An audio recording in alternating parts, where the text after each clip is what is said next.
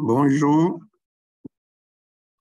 je suis professeur Diomandé Moïno Isidore, professeur d'anatomie pathologique au CHU de Cocody, Abidjan, Côte d'Ivoire.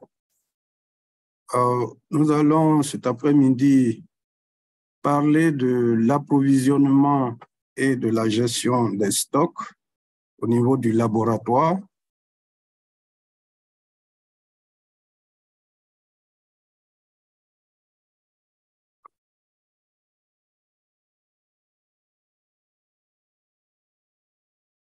Les objectifs de cours vise à décrire les étapes nécessaires pour mettre en œuvre un programme de contrôle et d'inventaire des stocks, nommer les facteurs à considérer avant d'acheter des consommables, développer un plan de contrôle du système de gestion des stocks et des inventaires et discuter l'importance de la documentation concernant l'approvisionnement et la gestion des stocks. Alors ici, c'est un scénario qu'on peut imaginer pour comprendre le cours, ou plutôt l'illustrer. On demande à votre laboratoire de se préparer en vue d'une épidémie de grippe potentielle. Quels sont les différents facteurs à étudier en planifiant le processus? Quels problèmes seriez-vous susceptibles de rencontrer lors de la planification et de la mise en œuvre?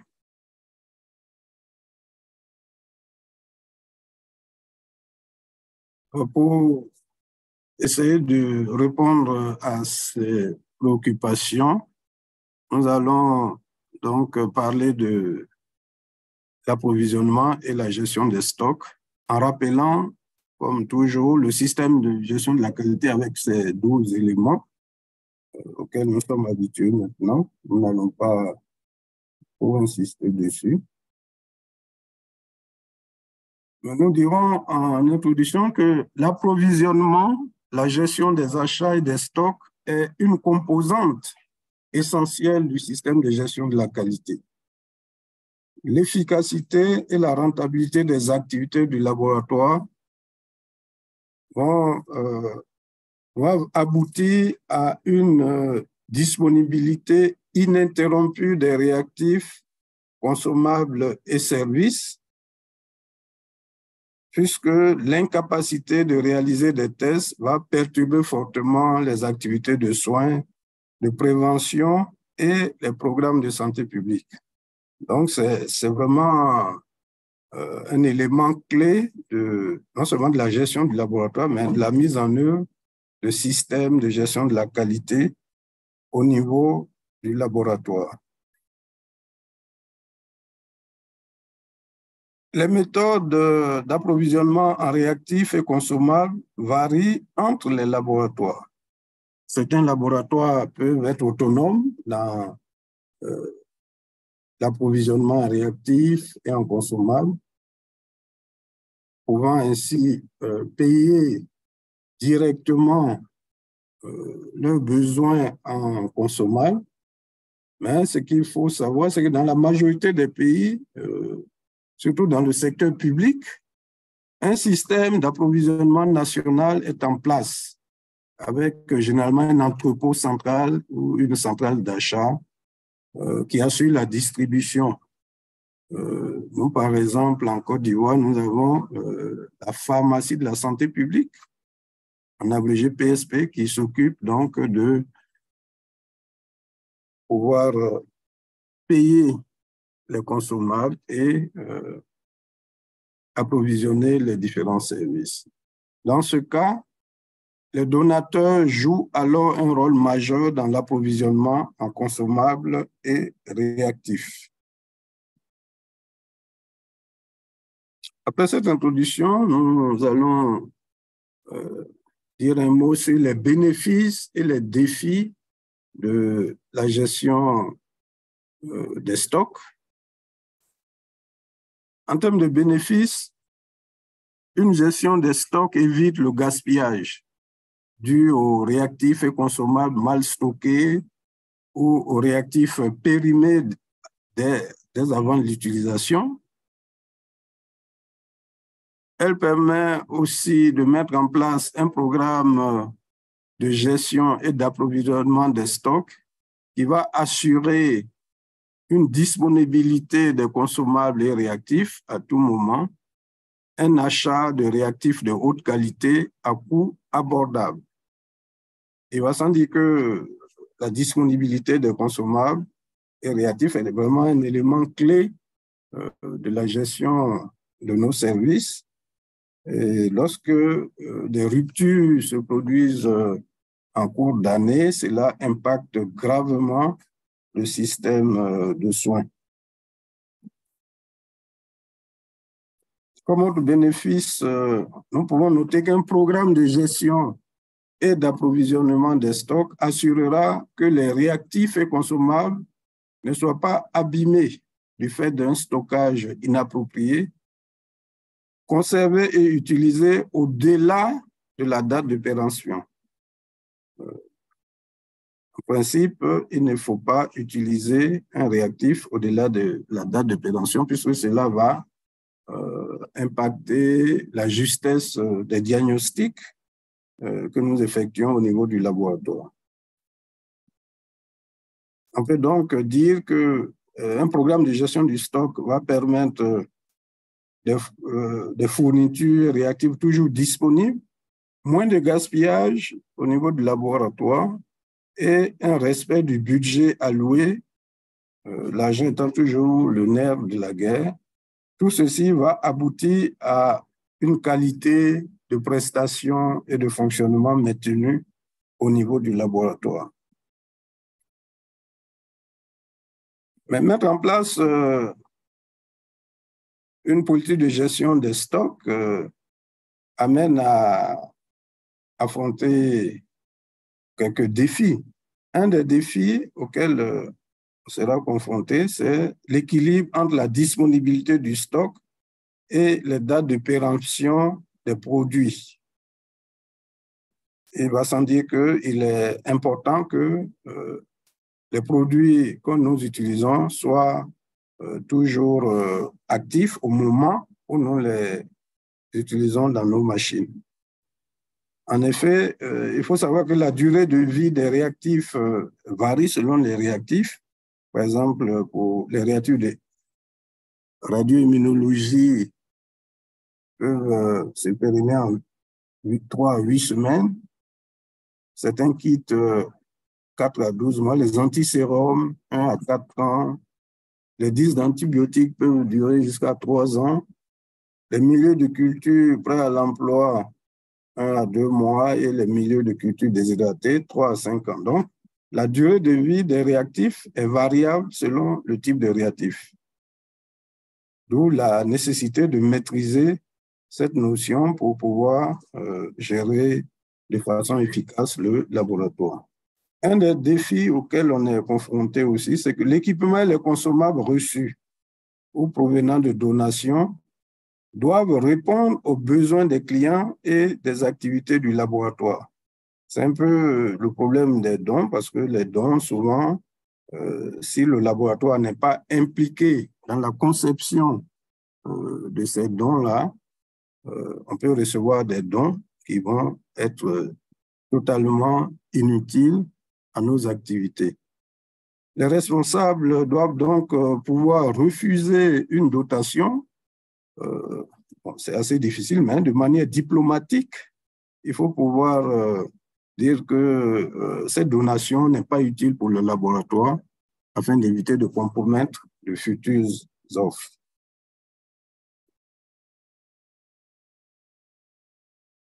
Une gestion de l'approvisionnement et des stocks réussis nécessite d'établir des lignes de conduite et des procédures adaptées. En fait, c'est comme dans tout le processus de mise en place de gestion de la qualité, il faut qu'il y ait des lignes de conduite et des procédures écrites.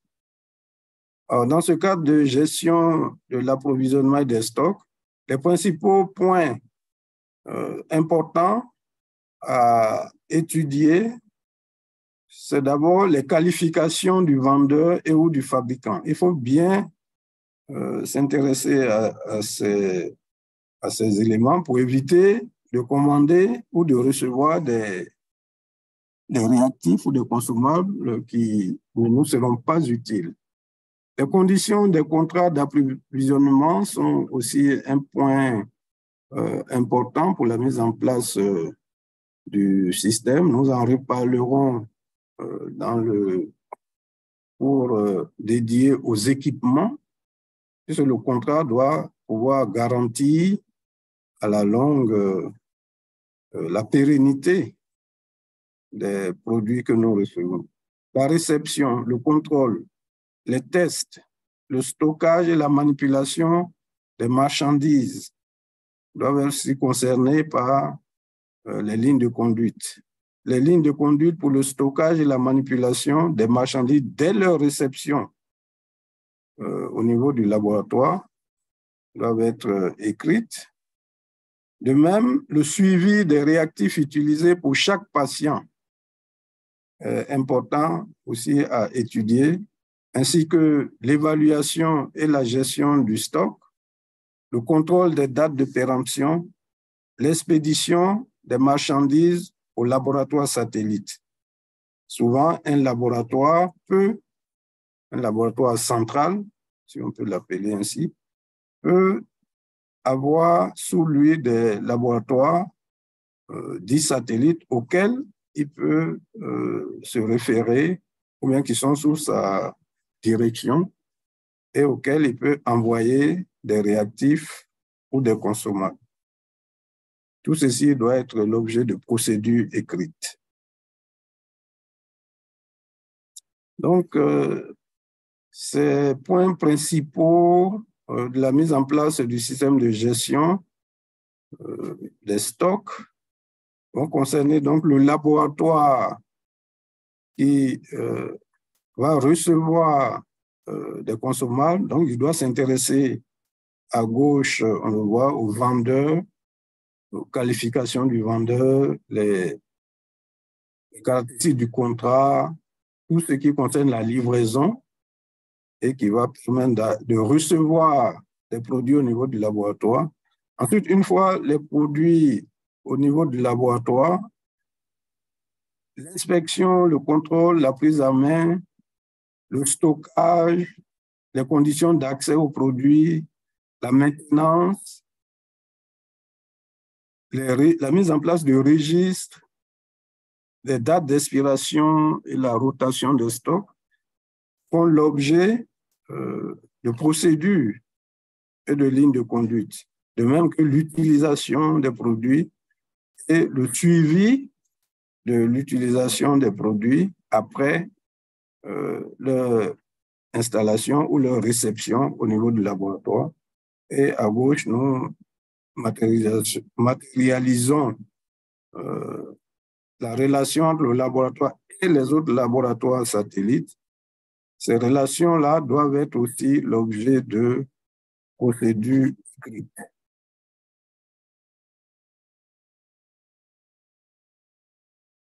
Après donc cette étude des bénéfices et défis de la mise en place de la gestion des approvisionnements des stocks, nous allons aborder quelque peu le problème des approvisionnements avant de parler de la gestion des stocks. Alors, un des points, sinon le premier point, ça concerne le vendeur. Le premier souci à régler, c'est la sélection des vendeurs. En principe, le directeur du laboratoire doit être à même de fixer ses conditions aux vendeurs. Donc, il doit avoir des critères de choix des vendeurs. Il doit pouvoir construire et maintenir de bonnes relations avec les fournisseurs. Examiner les qualifications des vendeurs et des fabricants avant donc de commander des produits. Il doit s'informer sur les spécifications techniques et les méthodes de transport des des consommables et réactifs jusqu'au laboratoire. Au préalable, le laboratoire devrait définir des critères de sélection pour les consommables ou réactifs à acheter. Alors, ceci est important parce que souvent, si l'on n'a pas de critères assez nets ou précis pour sélectionner les consommables, on se retrouve à recevoir des réactifs qui, à l'usage, vont montrer des défaillances importantes et ceci va entacher le fonctionnement et la crédibilité des résultats du laboratoire. Il doit rechercher le meilleur rapport qualité-prix, vérifier les qualifications et la crédibilité du fournisseur, considérer les inconvénients d'acheter des produits de marque plutôt que des génériques. Ceci est un problème récurrent auquel nous sommes confrontés, particulièrement nous dans notre environnement de travail, où souvent il est conseillé, entre guillemets, par les autorités de s'intéresser aux génériques, même pour que il faudrait avoir un système qui permette de contrôler quand même la qualité de ces génériques que nous recevons, bien que nous utilisons. Il faut le laboratoire devrait évaluer aussi les vendeurs après l'approvisionnement et ou l'achat pour voir s'ils ont respecté les spécifications, les délais qu'ils ont donnés, etc. Et ceci permettrait aussi d'affiner les critères de sélection pour d'autres appels d'offres ultérieurs.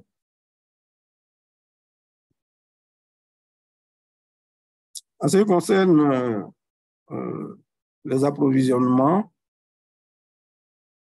il y a certains points importants. Il faut comprendre les exigences du gouvernement et les inclure dans les contrats. Ça, c'est pour le plan juridique, parce qu'il faudrait agir selon la légalité nationale.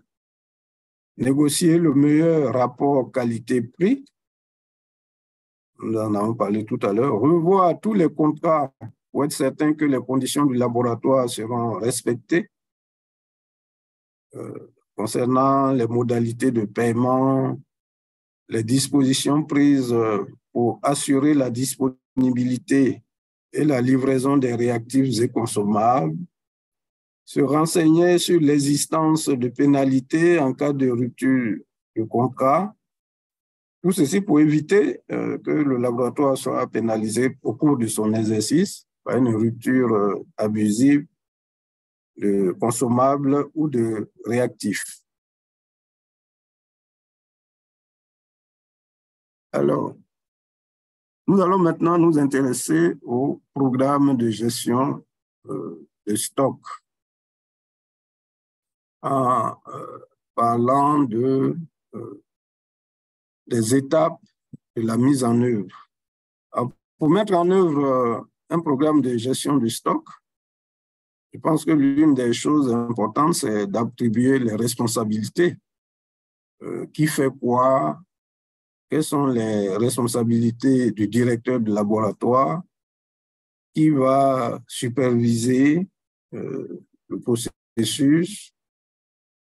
Qui sera responsable du suivi, etc. Donc, les différentes responsabilités doivent être attribuées par le directeur du laboratoire.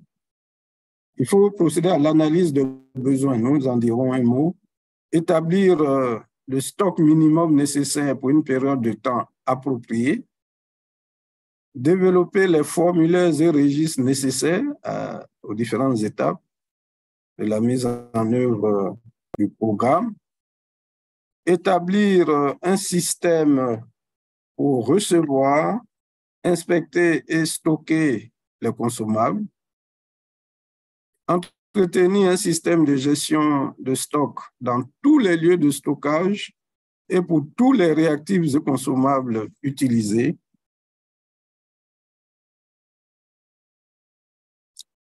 Pour ce faire, le programme de gestion de stock va utiliser un certain nombre d'outils. D'abord, les registres. Dans ces registres-là, on notera la date de réception du produit, le numéro de lot, les critères de refus ou d'acceptation des produits, la date d'utilisation ou de sortie du stock. Et ces registres doivent être conservés sur le lieu de stockage, puisque c'est grâce à ces registres qu'on pourra suivre l'évolution du stock et aussi vérifier la qualité des différents produits, surtout par rapport aux dates de péremption et autres. Un autre outil, c'est la fiche de stock. La fiche de stock comporte le nom et la signature du responsable, la date de réception, la quantité reçue, la date de péremption du produit, le stock minimum et la balance du stock. C'est entre quelle quantité est entrée, quelle quantité est sortie et où nous en sommes au moment où nous contrôlons le stock. Cette fiche peut aussi contenir d'autres informations comme le numéro de l'étagère sur laquelle est posé le produit ou la destination du produit, etc.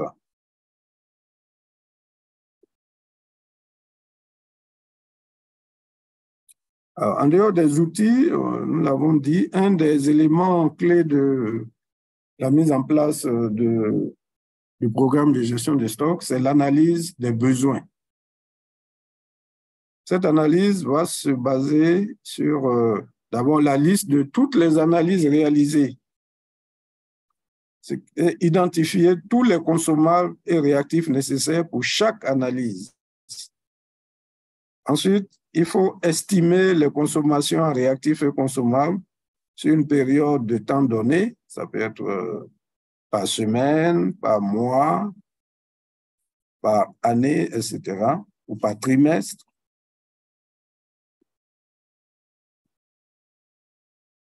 Certaines informations vont être nécessaires pour l'analyse des besoins du laboratoire.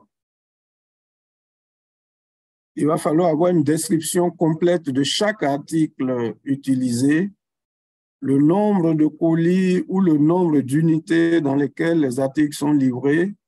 Par exemple, on peut recevoir un kit de 12 ou de 100 thèses, des cônes de pipettes conditionnés par 100 ou 1000, par boîte ou sachet, etc. Donc, tout ceci, le conditionnement, tout ceci est important à avoir pour analyser les besoins.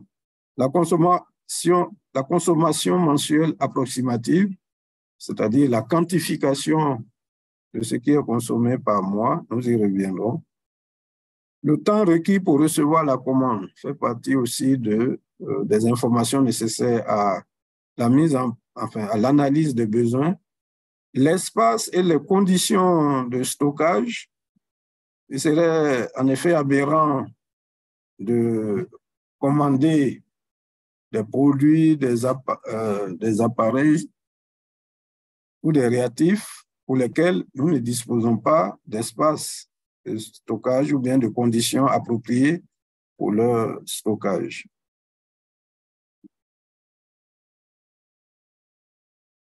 Après l'analyse des besoins, il faut, on l'a dit tout à l'heure, on doit quantifier ce que nous souhaitons commander ou recevoir.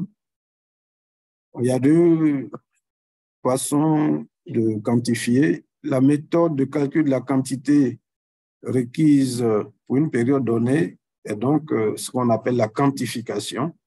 Elle doit se réaliser lors des planifications annuelles, puisque en principe, le laboratoire doit planifier soit en fin d'année ou bien en début d'exercice, ses besoins et ses activités.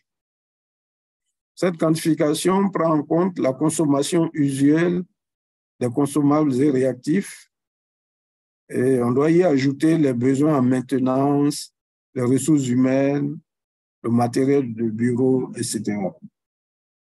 Elle prend en compte les évolutions. Finalement, il est recommandé 20% d'augmentation annuelle de nos besoins.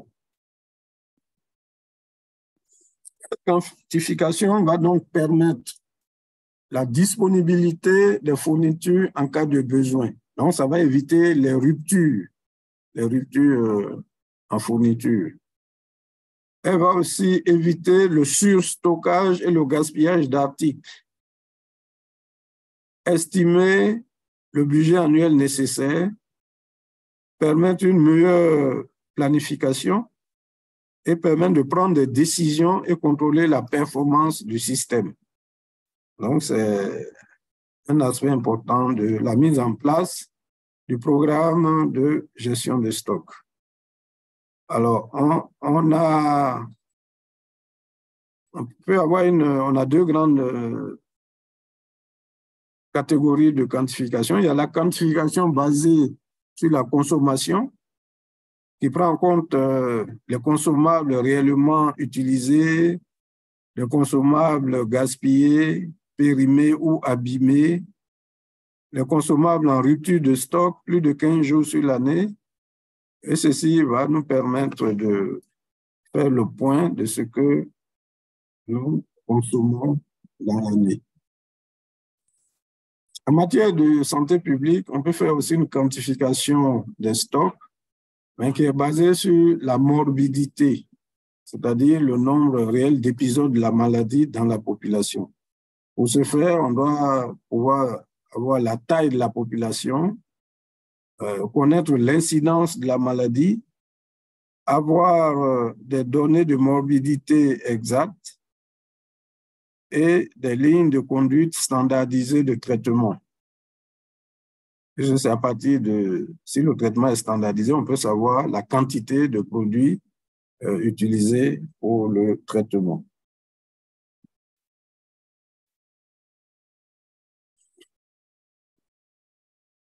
Après cette notion de quantification, un des points auxquels doit s'intéresser le programme de gestion de stock, c'est la réception des consommables.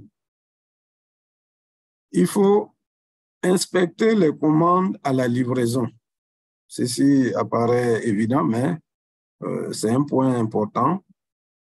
Il faut vérifier les contenus, vérifier l'intégrité des produits, des instruments qui ont été livrés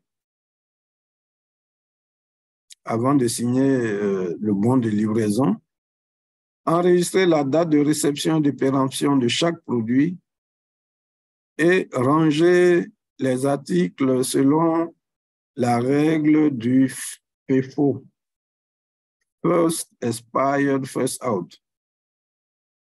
Cela signifie que, puisque nous sommes en présence de produits périssables qui vont se périmer, il est recommandé d'utiliser les produits à temps de péremption rapide avant ceux qui ont un temps de péremption élevé. First expire, c'est-à-dire premier périmé, premier sorti.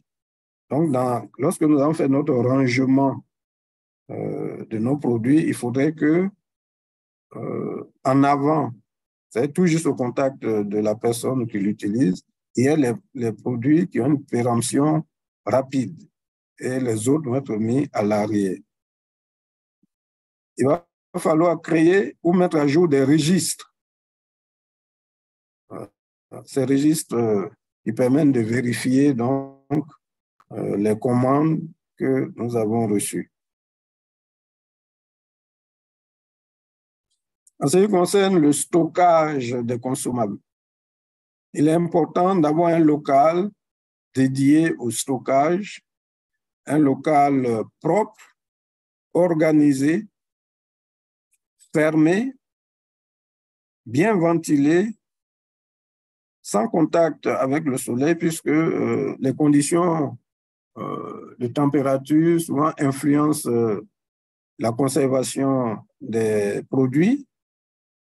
Et donc, s'il y a trop de variations de température, certains produits peuvent être altérés et être source donc de mauvais résultats au niveau des tests. Il faut mettre les produits sur des étagères solides et que les articles soient à portée de main et prendre des précautions de sécurité pour pouvoir bien garder les produits et éviter que ces produits-là soient à l'origine soit dangereux en termes de traumatisme, de risques chimiques, etc. Donc, il va être important de bien organiser les rayonnages au niveau du laboratoire dans la zone de stockage pour éviter ainsi la perte d'un produit.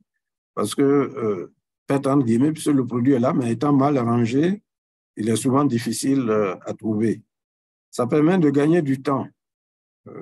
Un rayonnage bien organisé permet de gagner du temps et ça systématise l'espace de stockage. Il faut dès lors numéroter les chambres froides, les réfrigérateurs, les congélateurs, étiqueter les rayons que nous utilisons pour le stockage. Voici un exemple d'organisation de rayonnage avec des numéros 1, 2, 3. Ici, les précautions de sécurité. Il faut éviter, d'abord, il faut mettre les objets lourds en haut. Il faut généralement les mettre en bas. Il faut éviter que le personnel ait à soulever des objets lourds ou à monter sur des escabeaux pour pouvoir avoir accès aux produits stockés, puisque si l'escabeau se dérobe, il y a des risques de fractures et autres, de traumatismes pour le personnel en charge de récupérer les produits. Lorsqu'on le peut, on peut utiliser des machines dédiées à soulever les objets lourds.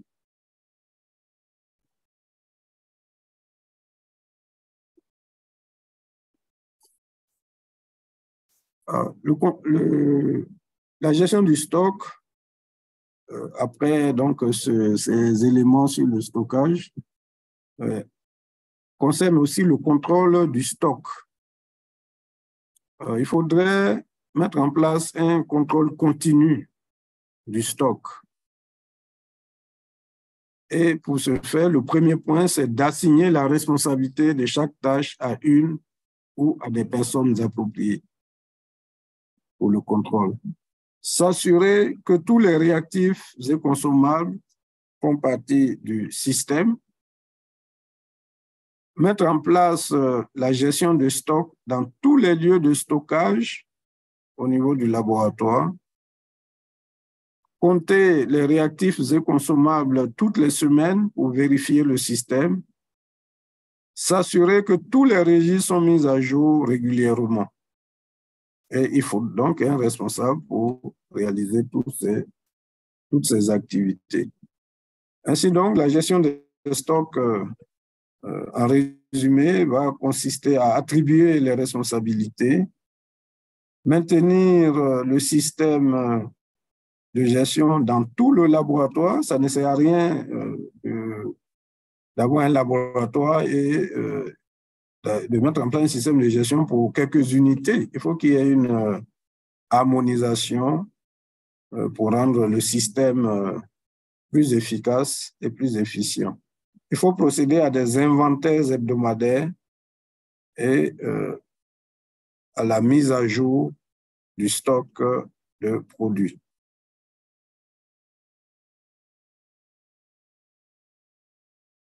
Alors, il y a un point important aussi du programme de gestion du stock, c'est la gestion informatisée. Il est bien de mettre en place un programme informatique pour gérer les stocks. Ceci a beaucoup d'avantages.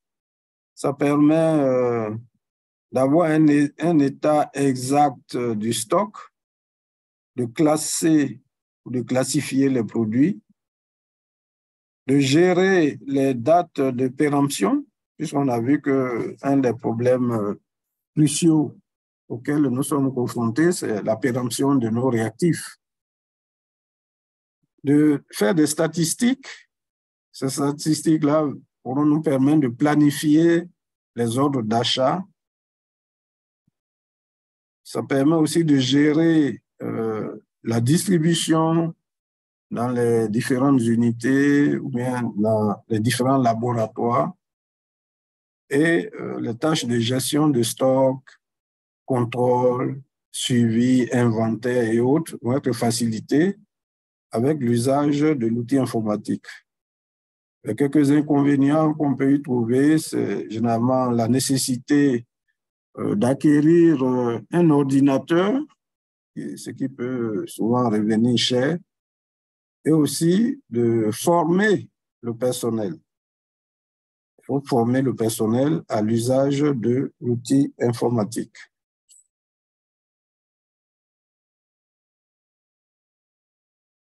Donc, voilà ce que nous voulions dire sur l'approvisionnement et la gestion des stocks. Et nous pourrons dire en résumé qu'un laboratoire bien géré possédera un système d'approvisionnement et de gestion de stocks. Le système requiert de planifier et contrôler, c'est-à-dire analyser nos besoins, développer des formulaires et procédures, maintenir un inventaire. Le laboratoire devra donc maintenir un système de gestion de stock pour tous les réactifs et consommables utilisés au niveau du laboratoire. Nous pourrons retenir comme message clé que la gestion de stock augmente l'efficience et l'efficacité du laboratoire, répond aux besoins des patients et du personnel de soins et assure la disponibilité des produits quand ils sont nécessaires. Nous vous remercions de votre attention.